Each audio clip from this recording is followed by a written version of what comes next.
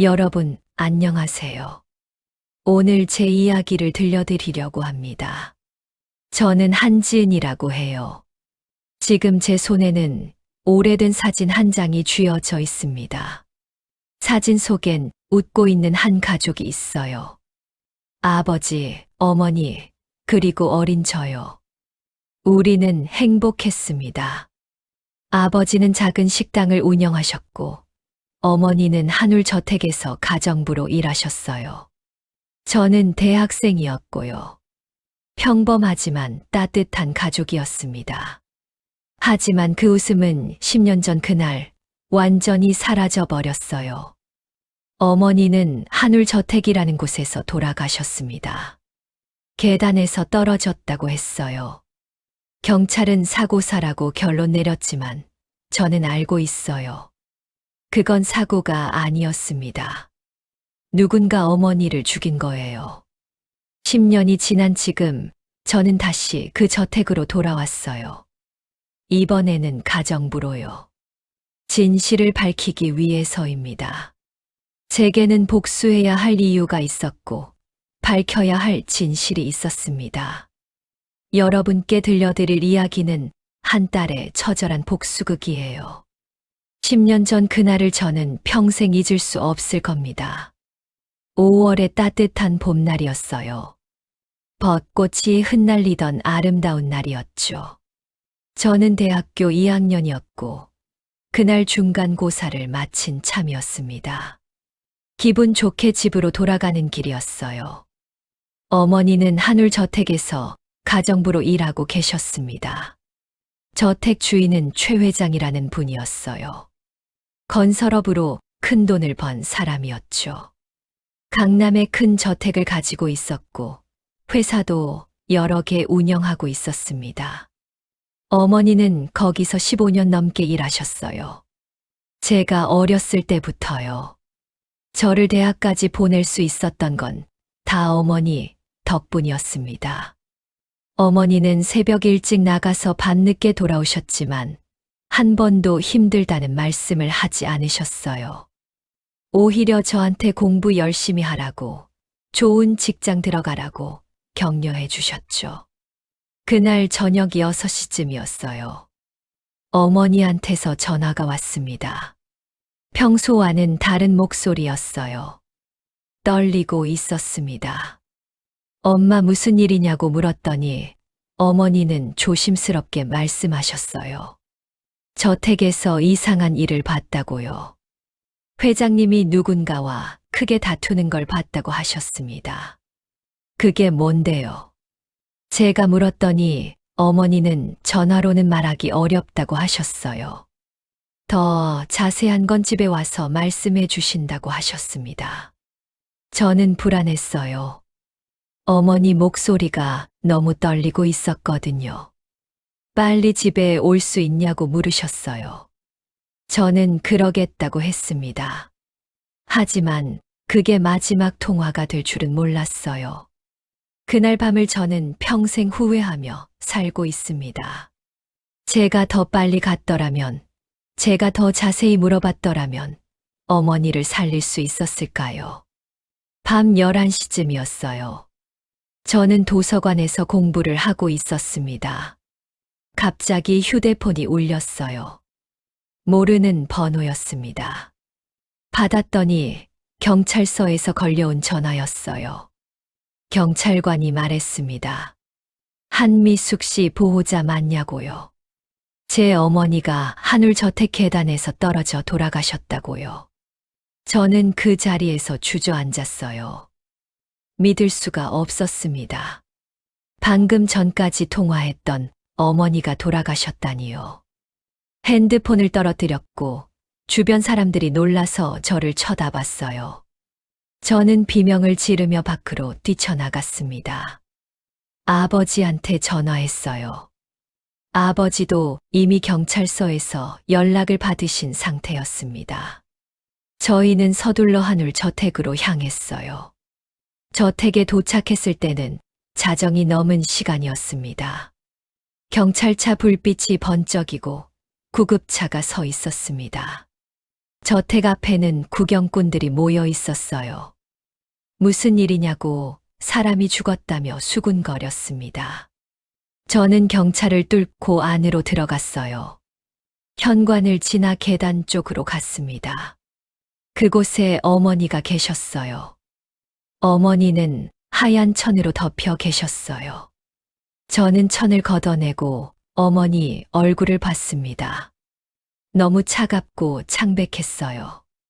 입술은 파래져 있었고 눈은 감겨 있었습니다. 눈물이 쏟아졌어요. 저는 어머니를 흔들었습니다. 엄마 일어나요. 엄마, 제가 왔어요. 아무리 불러도 어머니는 대답이 없었어요. 아버지는 어머니를 안고 통곡하셨어요. 미수가 하면서 울부짖으셨습니다. 경찰이 저희를 말렸어요. 시신을 훼손하면 안 된다고, 부검을 해야 한다고 했습니다. 경찰은 말했어요. 계단에서 미끄러진 사고라고요. 어머니가 청소를 하다가 발을 헛디뎌 떨어진 것 같다고 했습니다. 하지만 이상했어요. 어머니는 그 계단을 15년 동안 오르내리셨어요. 눈 감고도 다닐 수 있을 정도로 익숙한 곳이었습니다. 미끄러질 리가 없었어요. 게다가 어머니는 항상 조심스러운 분이셨어요.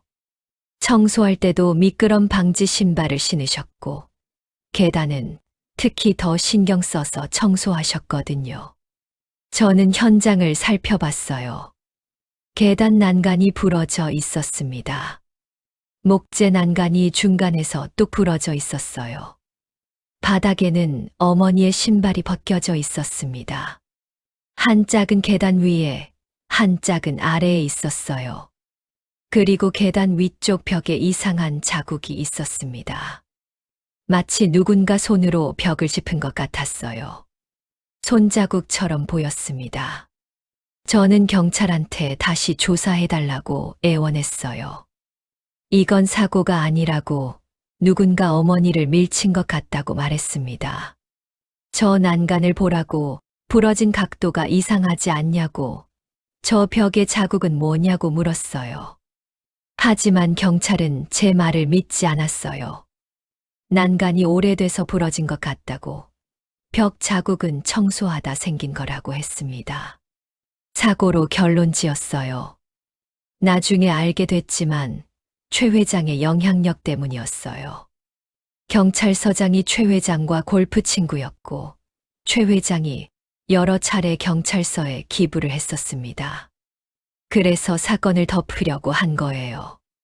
장례식 날 최 회장이 왔어요. 검은 양복을 입고 선글라스를 쓰고 있었습니다. 뒤에는 비서가 따라왔고요. 최 회장은 조의금 봉투를 내밀었습니다. 두툼한 봉투였어요. 그러면서 말했어요. 좋은 가정부였다고, 15년 동안 우리 집을 잘 돌봐줬다고, 정말 유감이라고요. 사고가 나서 안타깝다고, 장례 비용은 자기가 다 내겠다고 했습니다. 저는 그 봉투를 받지 않았어요. 바닥에 내던졌습니다. 대신 최 회장의 눈을 똑바로 쳐다봤습니다. 최 회장은 선글라스 너머로 저를 보더니 당황한 표정을 지었어요. 뭐 하는 거냐고, 예의가 없다고 비서가 말했습니다. 하지만 저는 아무 말도 하지 않았어요. 그저 최 회장을 노려봤을 뿐이에요. 최 회장은 불편한 표정으로 곧 떠났습니다. 장례를 치르는 동안 저는 계속 생각했습니다. 어머니가 그날 저녁 전화해서 하시려던 말이 뭐였을까요? 저택에서 본 이상한 일이 뭐였을까요? 회장님이 누군가와 다퉜다는 게 무슨 의미일까요? 그게 어머니의 죽음과 관련이 있는 걸까요? 저는 직감적으로 알았어요. 어머니는 뭔가를 알았고, 그래서 죽임을 당한 거라고요. 장례를 마친 후 저는 어머니 방을 정리했어요. 어머니는 작은 원룸에서 사셨어요. 저택 근처에 작은 방을 얻어서 혼자 지내셨습니다. 아버지와는 따로 살고 계셨거든요. 아버지 식당이 인천에 있었고 어머니 일터는 서울이어서요. 주말에만 만나셨어요. 방은 작았지만 깨끗하게 정돈되어 있었습니다. 어머니다운 방이었어요. 옷장을 열었더니 어머니 옷들이 가지런히 걸려 있었어요. 대부분 검은색이나 회색 옷이었습니다. 가정부 유니폼도 여러 벌 있었고요. 서랍을 열자 편지들이 나왔습니다. 제가 어렸을 때 쓴 편지들이었어요. 엄마 사랑해요. 엄마 최고예요. 엄마 덕분에 행복해요 같은 유치한 글씨들이요. 초등학교 때 어버이날 카드도 있었고 중학교 때 쓴 편지도 있었어요. 어머니는 다 보관하고 계셨던 거예요. 저는 편지를 읽으며 울었습니다. 어머니가 얼마나 저를 사랑하셨는지 느껴졌거든요. 그때 서랍 밑에서 무언가 만져졌습니다. 꺼내보니 작은 수첩이었어요. 표지에는 일기라고 적혀 있었습니다. 어머니의 일기장이었어요. 저는 떨리는 손으로 일기장을 펼쳤습니다. 대부분은 일상적인 내용이었어요. 오늘 저택 청소를 했다. 회장님이 칭찬하셨다. 지은이한테 용돈 보내야지. 남편이 보고 싶다 같은 내용들이요. 평범한 일기였습니다. 하지만 마지막 몇 페이지는 달랐어요. 일주일 전부터 어머니는 이상한 일들을 목격하셨던 것 같았습니다. 일기장에는 이렇게 적혀 있었어요. 오늘 밤 서재에서 이상한 소리가 들렸다. 회장님이 누군가와 다투는 것 같았다. 목소리가 크게 들렸다. 3일 후 일기에는 또 이렇게 적혀 있었어요. 오늘 서재를 청소하다가 이상한 서류를 봤다. 내 이름이 적혀 있었다. 무슨 일일까? 불안하다. 그리고 마지막 날 일기예요. 어머니가 돌아가시기 바로 그날 쓴 일기였습니다. 오늘 밤 서재에서 이상한 대화를 들었다. 회장님과 변호사로 보이는 사람이 땅 문제로 다투고 있었다. 내 이름이 거론됐다. 내 땅을 가로채려는 것 같다. 서류를 위조했다는 말이 들렸다. 무섭다. 어떻게 해야 하나? 지은이한테 전화해서 상의해야겠다. 내일 경찰서에 가야 할까? 제 심장이 쿵쾅거렸어요. 어머니는 뭔가를 알았던 겁니다. 최 회장이 어머니의 땅을 가로채려고 서류를 위조했다는 걸요. 그래서 어머니를 죽인 거예요. 증거를 없애려고요. 저는 그날 다짐했습니다. 반드시 진실을 밝히겠다고요. 어머니의 죽음이 헛되지 않도록 하겠다고요. 누가 어머니를 죽였는지, 왜 죽였는지 반드시 알아내겠다고요. 최 회장을 무너뜨리겠다고요. 하지만 증거가 없었어요. 일기장만으로는 부족했습니다. 경찰도 이미 사건을 종결했고 다시 수사할 가능성은 없었어요. 저는 혼자 힘으로 진실을 밝혀야 했습니다. 그러려면 한울 저택 안으로 들어가야 했어요. 내부에서 증거를 찾아야 했습니다. 최 회장의 서재에 있을 그 서류들을 찾아야 했어요. 그러려면 저택에서 일하는 수밖에 없었습니다. 어머니처럼 가정부가 되는 거예요. 3년이 걸렸어요. 저는 복수를 위해 철저히 준비했습니다. 먼저 대학을 졸업했어요. 경영학을 전공했습니다. 졸업 후에는 가정부 자격증을 땄어요. 요리, 청소, 정리정돈, 세탁, 다림질 모두 배웠습니다. 호텔 하우스키핑 과정도 이수했고 영양사 자격증도 땄어요. 심지어 바리스타 자격증까지 땄습니다. 완벽한 가정부가 되기 위해 필요한 모든 걸 배웠어요. 그리고 이력을 만들었습니다. 호텔에서 3년간 일한 경력을 만들었어요.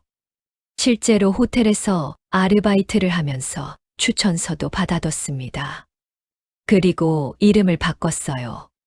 한지윤에서 한지은으로요. 법적으로 개명을 했습니다. 최 회장이 저를 알아보지 못하도록요. 기회를 기다렸습니다. 한울저택에서 가정부를 구할 때까지요. 2년을 기다렸어요. 어머니가 돌아가신 후 새로 들어온 가정부가 있었지만 오래 버티지 못하고 그만뒀다는 소식을 들었습니다. 최 회장 성격이 까다로워서 가정부들이 자주 바뀐다고 했어요. 드디어 기회가 왔어요. 한울저택에서 가정부를 구한다는 공고가 났습니다. 인터넷 구인 구직 사이트에 올라왔어요. 저는 곧바로 지원했습니다. 이력서를 정성껏 썼고 자기소개서도 여러 번 고쳤었어요. 저는 한지은이라는 이름으로 지원했습니다. 제 본명은 한지윤이지만 들킬 수 없었으니까요. 면접 날 저는 긴장했어요. 10년 만에 다시 보는 저택이었습니다. 대문 앞에 섰을 때 다리가 떨렸어요. 하지만 심호흡을 하고 마음을 가라앉혔습니다. 저는 냉정해야 했어요. 감정을 드러내면 안 됐습니다. 대문을 지나 현관으로 걸어갔어요. 정원은 여전히 아름다웠습니다. 장미가 피어 있었고 분수가 있었어요. 어머니가 이 정원을 가꾸셨던 기억이 났습니다. 가슴이 두근거렸어요. 어머니가 이 길을 매일 걸으셨구나 생각하니 눈물이 날 것 같았습니다. 하지만 참았어요. 현관문을 두드렸더니 집사가 나왔어요. 50대쯤 되어 보이는 남자였습니다. 면접 보러 왔다고 하자 안으로 안내해 줬어요. 집사가 저를 응접실로 안내했습니다. 응접실은 넓고 화려했어요. 가죽 소파가 있었고 벽에는 비싼 그림들이 걸려 있었습니다. 저는 소파에 앉아서 기다렸어요. 잠시 후 최 회장의 딸 수연이 들어왔습니다. 수연은 30살쯤 되어 보였어요. 차갑고 도도한 인상이었습니다. 명품 옷을 입고 비싼 시계를 차고 있었어요. 하이힐 소리를 내며 걸어왔습니다. 저를 위아래로 훑어보더니 소파에 앉았어요. 면접이 시작됐습니다. 수연은 질문했어요. 경력이 어떻게 되냐고, 왜 이 집에서 일하고 싶냐고요. 이전 직장은 어디였냐고, 왜 그만뒀냐고도 물었습니다. 저는 준비한 대로 대답했습니다. 대학 졸업 후 호텔에서 하우스키핑 일을 3년 했다고, 개인 저택에서 일하고 싶어서 지원했다고요. 호텔은 손님이 자주 바뀌어서 정신없었고, 조용한 환경에서 한 가족을 오래 모시고 싶었다고 말했습니다. 수연은 고개를 끄덕이더니 몇 가지 질문을 더 했어요. 요리는 할 줄 아냐고 물었습니다. 저는 한식, 양식, 중식 모두 가능하다고, 영양사 자격증도 있다고 대답했어요. 청소는 꼼꼼히 하냐고 물었습니다. 저는 호텔에서 배운 청소 기술이 있다고, 구석구석 깨끗하게 한다고 말했어요. 비밀을 지킬 줄 아냐고도 물었습니다. 이 집에서 보고 듣는 모든 걸 절대 밖에 말하면 안 된다고, 지킬 수 있냐고요. 저는 당연하다고, 비밀 유지는 가정부의 기본이라고 대답했습니다. 수연은 만족스러운 표정을 지었어요. 그러더니 마지막 질문을 했습니다. 우리 집에서 일한 사람 아냐고, 얼굴이 나직다고요. 제 심장이 철렁했어요. 하지만 침착하게 대답했습니다. 처음 뵙는 것 같다고, 혹시 호텔에서 뵌 적 있으신가요? 하고 되물었어요. 수연은 아니라고, 착각인 것 같다고 했습니다.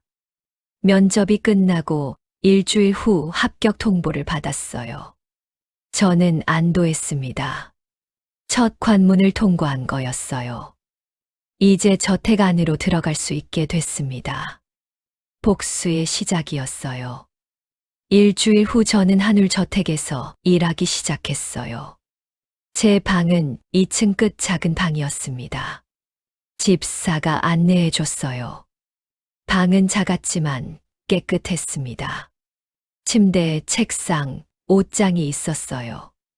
창문을 열자 정원이 보였습니다. 어머니가 쓰시던 방이 바로 옆이라고 집사가 말했어요. 제 가슴이 뛰었습니다. 어머니 방이 바로 옆이라니요. 집사가 나가고 저는 혼자 방을 둘러봤어요. 벽지는 바뀌었지만 구조는 그대로였습니다. 창문 위치도 화장실 위치도 똑같았어요. 어머니도 이 풍경을 매일 보셨겠구나 생각하니 가슴이 아팠습니다. 저는 창가에 서서 정원을 바라봤어요. 장미가 피어 있었고 분수가 있었습니다. 어머니, 제가 왔어요. 진실을 밝히러 왔어요. 속으로 말했습니다. 다음 날부터 본격적으로 일이 시작됐어요. 집사가 일과를 설명해 줬습니다. 아침 6시에 일어나서 식사 준비를 하고 7시에 식탁을 세팅하고 식사 후에는 청소를 한다고 했어요. 오후에는 빨래와 다림질을 하고 저녁에는 다시 식사 준비를 한다고요. 주말에는 쉴 수 있지만 손님이 오면 나와야 한다고 했습니다. 첫 아침이었어요. 6시에 일어나서 부엌으로 갔습니다. 부엌은 넓고 깨끗했어요. 최신식 주방 기구들이 있었고 냉장고도 컸습니다. 저는 식사 준비를 시작했어요. 밥을 짓고 국을 끓이고 반찬을 차렸습니다. 7시가 되자 최 회장이 식당으로 내려왔어요. 10년 만에 보는 최 회장이었습니다. 나이를 더 먹었지만 여전히 건강해 보였어요. 머리는 반백이 됐고 얼굴에 주름이 늘었지만 눈빛은 날카로웠습니다. 비싼 잠옷을 입고 있었어요. 저는 고개를 숙이고 인사했습니다. 새로 들어온 가정부 한지은입니다. 최 회장은 저를 힐끗 보더니 고개를 끄덕였어요. 그리고 신문을 펼쳐 읽기 시작했습니다. 잠시 후 수연과 재욱도 내려왔어요. 재욱은 최 회장의 아들이었습니다. 35살쯤 되어 보였고 조용하고 차가운 인상이었어요. 검은 정장을 입고 있었습니다. 말수가 적었고 신문만 보면서 식사했어요. 수연은 휴대폰을 보면서 식사했고요. 식사 후 저는 설거지를 했습니다. 그리고 청소를 시작했어요. 거실, 서재, 침실, 욕실 모두요. 서재를 청소할 때 저는 조심스럽게 주위를 살폈습니다. 어머니가 일기장에 쓴 대화를 들은 곳이 바로 여기였을 거예요. 책장을 닦으며 서류들을 훑어봤지만 특별한 건 없었습니다. 회사 관련 서류들 뿐이었어요. 금고가 어디 있는지도 찾아봤지만 보이지 않았습니다. 한 달이 지났어요. 저는 저택 곳곳을 청소하며 구석구석을 살폈습니다. 하지만 단서를 찾을 수 없었어요. 조급한 마음이 들었지만 참았습니다. 서두르면 들킬 수 있었으니까요. 저는 인내심을 가져야 했습니다. 천천히 조심스럽게 움직여야 했어요. 어느 날 저녁이었어요. 청소를 마치고 창고로 갔습니다. 집사가 오래된 물건들을 정리하라고 지시했거든요. 창고는 저택 뒤편에 있었어요. 문을 열자마자 냄새가 났습니다. 오래된 가구, 상자들이 쌓여 있었어요. 아무도 관리하지 않는 것 같았습니다. 저는 상자를 하나씩 열어봤어요. 오래된 옷들, 장난감들, 책들이 나왔습니다. 별로 중요하지 않은 물건들이었어요. 한참을 뒤지다가 구석에 있는 낡은 상자를 발견했습니다. 먼지가 많이 쌓여 있었어요. 상자를 열었더니 익숙한 물건이 보였습니다. 어머니의 앞치마였어요. 제 가슴이 철렁했습니다. 어머니가 매일 입으시던 그 앞치마였어요. 저는 앞치마를 꺼내서 코에 갖다 댔습니다. 어머니, 냄새가 희미하게 났어요. 눈물이 났습니다. 상자를 더 뒤지자 어머니의 물건들이 더 나왔어요. 신발, 옷, 그리고 가방이요. 가방을 열었더니 찢어진 수첩이 들어 있었습니다. 또 다른 수첩이었어요. 집에서 발견한 일기장과는 다른 수첩이었습니다. 손이 떨렸어요. 수첩을 펼쳤습니다. 첫 페이지에는 어머니 글씨로 이렇게 적혀 있었어요. 그날 밤 나는 보고 말았다. 회장님이 서류를 불태우는 걸 봤다. 변호사와 함께 있었다. 땅 문제라고 했다. 내 땅을 가로챈다고 했다. 서명을 위조했다고 들었다. 어떻게 해야 하나? 그 아래에는 피 묻은 손자국이 있었습니다. 제 심장이 쿵쾅거렸어요. 어머니가 무엇을 봤는지 알 수 있었습니다. 최 회장이 서류를 불태우는 걸 본 거예요. 증거를 없애려고요. 다음 페이지는 찢어져 나가고 없었습니다. 누군가 일부러 찢어낸 것 같았어요. 찢어진 가장자리가 울퉁불퉁했습니다. 저는 수첩을 가방에 넣어 방으로 가져갔어요. 밤에 혼자 방에서 수첩을 다시 봤습니다. 찢어진 부분을 복구할 수 없을까 고민했어요. 불빛에 비춰보니 희미하게 글씨 자국이 보였습니다. 회장 서류, 위조, 땅 서명, 변호사라는 단어들이 보였어요. 제 추측이 맞았습니다. 최 회장이 어머니와 관련된 서류를 위조했던 거예요. 어머니의 땅을 가로채려고요. 다음 날 저는 서재를 더 꼼꼼히 살폈습니다. 최 회장이 외출한 사이 금고를 찾기로 했어요. 서재를 구석구석 살폈습니다. 책장 뒤를 봤고 그림 뒤도 봤어요. 한참을 찾다가 마침내 발견했습니다. 책장 뒤에 숨겨져 있었어요. 책장을 조금 밀자 금고가 나타났습니다. 하지만 비밀번호를 몰랐어요. 숫자 패널이 있었습니다. 몇 가지 숫자를 눌러봤지만 열리지 않았어요. 최 회장 생일을 눌러봤지만 안 됐고 회사 설립 날짜도 안 됐습니다. 틀린 비밀번호를 3번 입력하면 경보가 울릴 것 같아서 멈췄어요. 다른 방법을 찾아야 했습니다. 며칠 후 기회가 왔어요. 저는 서재를 청소하고 있었습니다. 최 회장이 들어와서 금고를 열었어요. 저는 멀리서 지켜봤습니다. 청소하는 척하면서요.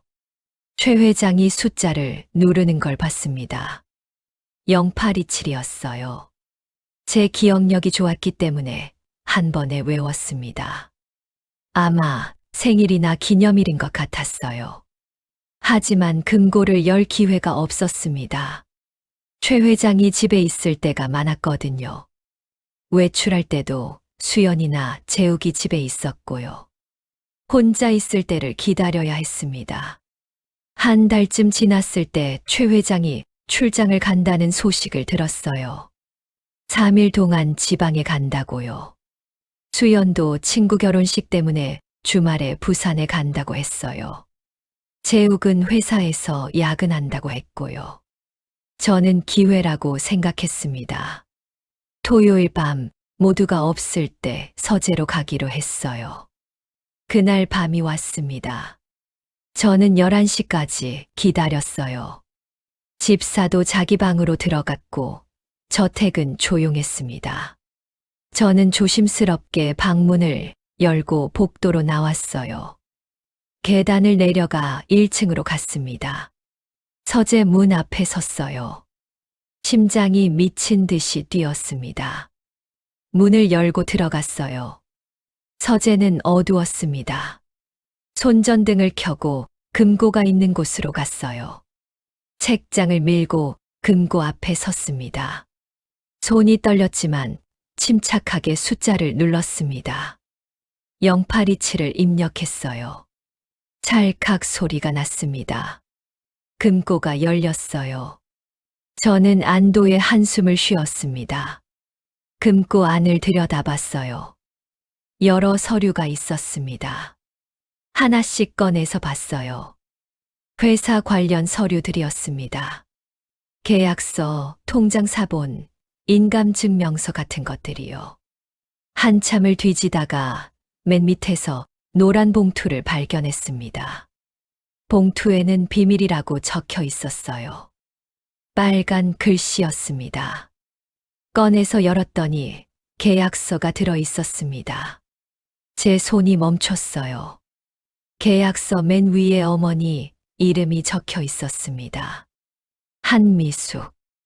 어머니 성함이었어요. 토지 소유권 이전 위임장이었습니다. 어머니의 땅이 최 회장 명의로 이전된다는 내용이었어요. 날짜를 보니 어머니가 돌아가시기 하루 전이었습니다. 그리고 맨 아래에 어머니 서명이 있었어요. 하지만 자세히 보니 필적이 조금 달랐습니다. 저는 어머니 글씨를 잘 알았거든요. 어렸을 때부터 어머니가 쓰신 편지를 많이 받았으니까요. 이 서명은 어머니 것이 아니었어요. 위조된 서명이었습니다. 제 가슴이 무너지는 것 같았어요. 이게 바로 증거였습니다. 최 회장이 어머니의 땅을 가로채려고 서명을 위조했고 어머니가 그걸 알았던 거예요. 그래서 어머니를 죽인 겁니다. 어머니가 일기장에 쓴 땅 문제가 바로 이거였어요. 분노가 치밀어 올랐지만 참았어요. 지금은 증거를 확보하는 게 중요했습니다. 휴대폰을 꺼내서 서류를 사진 찍었습니다. 한 장 한 장 꼼꼼히요. 위임장뿐만 아니라 다른 서류들도 모두 찍었어요. 봉투 안에 다른 서류들도 있었거든요. 최 회장의 비리 증거들이었어요. 횡령, 탈세 관련 서류들이요. 회사 자금을 빼돌린 증거, 뇌물을 준 증거들이 있었습니다. 모든 걸 사진으로 남겼습니다. 촬영을 마치고 모든 서류를 원래대로 돌려놓았어요. 순서도 정확히 맞춰서요. 금고를 닫고 책장을 원위치로 밀었습니다. 서재를 나와 복도를 걷는데 갑자기 계단에서 소리가 들렸습니다. 누군가 내려오고 있었어요. 깜짝 놀라 뒤를 돌아보니 재욱이었습니다. 재욱은 계단을 내려와 저를 빤히 쳐다봤어요. 이 시간에 뭐 하냐고 물었습니다. 회사에 간 줄 알았는데 언제 돌아온 거냐고 되물었어요. 저는 최대한 침착하게 대답했어요. 서재 청소하고 있었다고요. 낮에 미처 못한 부분을 정리했다고 했습니다. 밤에 왜 청소하냐고 재욱이 물었어요. 저는 불면증이 있어서 잠이 안 와서 일을 했다고 거짓말했습니다. 재욱은 한참 동안 저를 쳐다보더니 천천히 고개를 끄덕였어요. 그리고 아무 말 없이 지나쳐 부엌으로 갔습니다. 물을 마시러 간 것 같았어요. 저는 재빨리 계단을 올라가 제 방으로 돌아왔습니다. 방문을 닫고 침대에 앉았어요.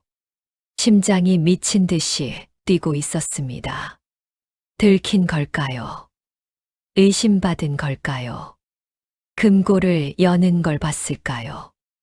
아니면 정말 우연히 마주친 걸까요? 저는 불안했습니다. 다음 날 아침 평소처럼 식사 준비를 했어요. 재욱이 식탁에 왔을 때 저를 보더니 미소를 지었습니다. 어젯밤 늦게까지 고생했다고, 청소 덕분에 서재가 깨끗하다고 말했어요. 저는 안도했습니다. 의심하지 않는 것 같았어요. 하지만 오후에 재욱이 저를 불렀습니다. 정원으로 나오라고 했어요. 저는 긴장하며 정원으로 갔습니다. 재욱은 나무 벤치에 앉아 있었어요. 저를 보더니 옆에 앉으라고 했습니다.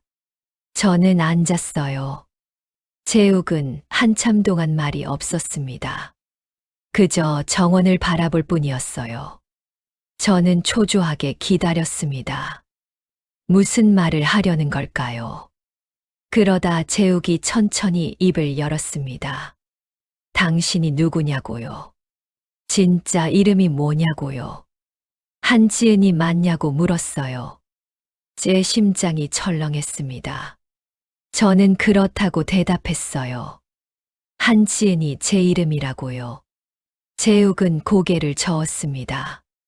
거짓말하지 말라고요. 한지은이라는 사람은 5년 전에 만들어진 이름이라고 말했어요. 조사해봤다고요. 원래 이름은 한지훈이라고 10년 전 이 집에서 일하던 가정부의 딸이라고요. 복수하러 온 거 맞냐고 물었습니다. 제 숨이 멎는 것 같았어요. 들킨 겁니다. 완전히요. 저는 부정하려 했지만 재욱은 손을 들어 제지했습니다. 이미 다 알고 있다고, 더 이상 거짓말할 필요 없다고 말했어요. 그리고 10년 전 그날 밤을 기억한다고 했습니다. 저는 더 이상 숨길 수 없었습니다. 고개를 끄덕였어요. 그래요. 저는 한지훈이라고, 어머니의 죽음이 사고가 아니라는 걸 증명하러 왔다고 말했습니다. 당신 아버지가 어머니를 죽였다고, 그 증거를 찾았다고 했어요. 어머니의 땅을 가로채려고 서명을 위조했고, 어머니가 그걸 알아서 죽였다고 말했습니다. 재욱은 한참 동안 저를 바라보더니 예상치 못한 말을 했어요. 알고 있다고요. 자기도 그날 밤을 기억한다고 말했습니다. 계단에서 소리가 들렸다고, 아버지와 어머니가 다투는 소리를 들었다고 했어요. 그리고 쿵 하는 소리가 났다고요. 재욱은 계속 말했습니다. 자기도 그날 밤 계단으로 갔다고, 어머니가 바닥에 쓰러져 있는 걸 봤다고, 아버지가 놀란 표정으로 서 있었다고요. 자기도 그 죄책감에 10년을 살았다고, 밤마다 악몽을 꾼다고, 이제 끝내고 싶다고 했습니다. 재욱은 제안했어요. 함께 하자고, 아버지의 죄를 세상에 밝히자고 했습니다. 저는 혼란스러웠어요. 이 사람을 믿어야 할까요? 함정은 아닐까요? 아버지를 위해 저를 시험하는 건 아닐까요? 하지만 재욱의 눈빛은 진실했습니다. 눈물이 고여 있었어요. 그도 고통받고 있었습니다. 그도 진실을 원하고 있었어요. 저는 결국 고개를 끄덕였습니다. 함께 하겠다고요. 믿겠다고요. 그날부터 저와 재욱은 비밀리에 증거를 모았어요. 재욱은 아버지의 비리를 알고 있었습니다. 회사 자금을 횡령한 것, 뇌물을 준 것, 세금을 탈세한 것들이요. 재욱은 회사 내부 서류를 몰래 복사해서 저한테 줬어요. 저는 어머니의 땅 문제를 파고들었습니다. 등기부등본을 떼어봤어요. 정말로 어머니 명의였던 땅이 최 회장 명의로 바뀌어 있었습니다. 그 땅은 지금 대형 아파트 단지가 들어서서 수백억 원의 가치가 있었어요. 최 회장은 그 땅으로 큰 돈을 벌었던 겁니다. 하지만 수연이 우리를 의심하기 시작했어요. 어느 날 저녁 수연이 제 방에 들어왔습니다. 노크도 하지 않고요. 저는 깜짝 놀라 일어섰어요. 수연은 방 안을 둘러보더니 말했습니다. 어딘가 익숙하다고, 예전에 본 것 같다고요. 저는 침착하게 대답했어요. 처음 뵙는 것 같다고요. 면접 때 처음 만났다고 했습니다. 하지만 수연은 의심스러운 눈빛으로 저를 쳐다봤습니다. 그러더니 책상 위 사진을 집어들었어요. 어머니와 제가 찍은 사진이었습니다. 수연은 사진을 보더니 물었어요. 이 사람이 누구냐고요. 저는 어머니라고 대답했습니다. 돌아가셨다고 했어요. 수연은 사진을 자세히 보더니 고개를 갸우뚱했어요. 이 사람 우리 집에서 일하지 않았냐고 물었습니다. 제 심장이 철렁했어요. 하지만 침착하게 대답했습니다. 아니라고. 어머니는 호텔에서 일하셨다고 거짓말했어요. 수연은 그래도 의심스러운 표정으로 사진을 내려놓고 나갔어요. 다음 날 재욱이 급하게 저를 불렀어요. 서재로 왔습니다. 재욱은 긴장한 표정이었어요. 누나가 의심하고 있다고, 조심해야 한다고 말했습니다. 시간이 없다고, 빨리 움직여야 한다고 했어요. 우리는 계획을 세웠습니다. 모든 증거를 모아서 언론에 공개하기로요. 최 회장의 비리, 어머니의 죽음, 땅 문제 모두요. 한 방에 끝내는 겁니다. 2주 후 우리는 준비를 마쳤어요. 재욱이 아는 기자를 섭외했고 저는 변호사를 선임했습니다. 모든 증거를 정리해서 넘겼어요. 기자회견 날짜도 잡았습니다. 하지만 그날 밤 수연이 우리 대화를 엿들었어요. 서재 밖에 서서 듣고 있었던 겁니다. 문이 갑자기 열리더니 수연이 들어왔습니다. 얼굴이 창백했어요. 무슨 짓을 하려는 거냐고, 아버지를 배신하려는 거냐고 소리쳤습니다. 재욱은 침착하게 말했어요. 아버지가 잘못한 거라고, 사람을 죽였다고, 이제 대가를 치러야 한다고요. 수연은 믿을 수 없다는 표정이었어요. 그러더니 저를 쳐다봤습니다. 당신이 죽은 가정부의 딸이냐고 물었습니다. 저는 대답했어요. 그렇다고요. 당신 아버지가 우리 어머니를 죽였다고, 그 죄값을 받게 하겠다고 말했습니다. 수연은 비웃었어요. 증거가 있냐고 했습니다. 저는 서류를 꺼냈어요. 수연은 서류를 보더니 얼굴이 새하얗게 질렸습니다. 그러더니 주저앉았어요. 끝났다고 중얼거렸습니다. 기자회견 날이 왔어요. 저는 검은 옷을 입고 회견장에 갔습니다. 기자들이 많이 와 있었어요. 저는 단상에 섰어요. 모든 진실을 밝혔습니다. 회견장이 술렁거렸어요. 그때 최 회장이 들어왔어요. 재욱이 일어나 증언했습니다. 최 회장은 쓰러졌고 구속됐어요. 재판에서 징역 15년을 선고받았습니다. 복수는 끝났어요. 여러분, 지금 저는 작은 꽃집을 운영하고 있어요. 검은 장미 한 송이가 가게에 있습니다. 진실은 결국 피어나게 되어 있다고 저는 믿습니다. 오늘 제 이야기를 들어주셔서 감사합니다.